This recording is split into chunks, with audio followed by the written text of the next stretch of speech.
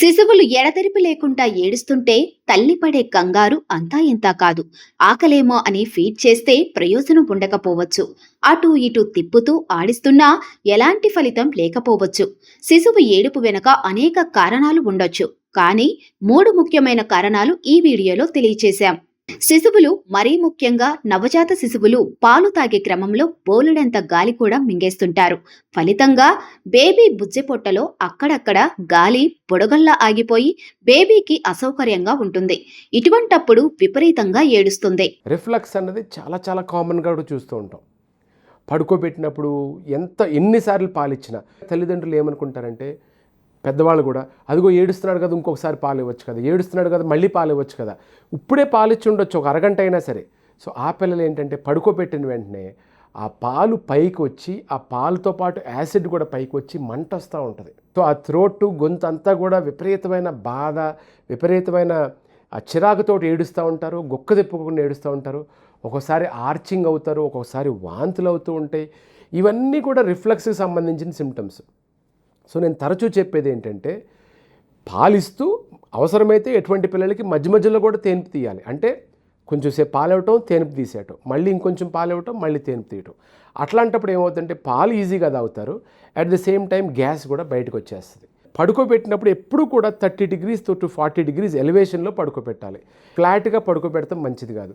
నేను ఓపీలో కూడా చాలామంది పిల్లల్ని చూస్తాను, సార్ ఇన్ని మందులు వాడుతున్నాం, ఇది కాలిక్ అని ఈ మందులు వాడారు, ఆ కాలిక్ అని గ్రైప్ వాటర్ వాడాం, అది వాడాం, ఇది వాడాం. చివరికి ఒక్కొక్కసారి ఓపీలో చూసినప్పుడు అది రిఫ్లక్స్ని సరిగ్గా గుర్తించలేదు, దానికి సరైనటువంటి చర్యలు తీసుకోలేదు, దానికి సరైనటువంటి మందులు వాడకపోవటం. సో ఫస్ట్ గుర్తించాలి. నేను ఇందాక చెప్పిన సిమ్టమ్స్ తోటి గుర్తించిన తర్వాత చర్యలు తీసుకోవాలి. ఏం చర్యలు? తేన్పు తీయాలి, ఫ్రీక్వెంట్గా తేన్పు తీయాలి. 2, 30 degrees ఎలివేషన్లో పడుకోబెట్టాలి. సో ఎలివేషన్లో పడుకోబెట్టి 30 degreesలో ఉంచినట్టయితే యూజువల్గా రిఫ్లక్స్ తగ్గిపోతుంది. కొంతమందికి మెడిసిన్స్ అవసరం పడుతుంది. పగలంతా బేబీ బాగానే ఉంటుంది, సాయంత్రం కాగానే ఏడుపు లంకించుకుంటుంది. రోజు దాదాపు ఒకే సమయానికి ఏడుస్తుంది. ఎన్ని రకాల మందులు వాడినా ప్రయోజనం లేదు అంటుంటారు ఎందరో తల్లిదండ్రులు. సాయంత్రం 6 అయితే మొదలు పెడతారు ఏడుపు. కంటిన్యూస్గా 7, 8 అయినా సరే ఆ 2 గంటలు కంటిన్యూస్గా ఏడుస్తూనే ఉంటారు పిల్లలు అంటారు. ఈ evening colic most common cause ఏంటంటే, వాతావరణంలో మార్పు ఉన్నప్పుడు చిన్నపిల్లలకి థర్మోరెగ్యులేషన్ ఇంకా పూర్తిగా డెవలప్ అవ్వదు. థర్మోరెగ్యులేషన్ అంటే ఇప్పుడు మన బాడీ టెంపరేచర్ ఎంత? 36.6 degrees సెంటిగ్రేడ్ ఆర్ 37, రఫ్గా 98-99 degrees మన బాడీ టెంపరేచర్ ఉంటుంది. బయట టెంపరేచరు చలికాలంలో 15 degrees 18 degrees ఉండొచ్చు, వేసవి కాలంలో 35 నుంచి 45-50 కూడా ఉండొచ్చు.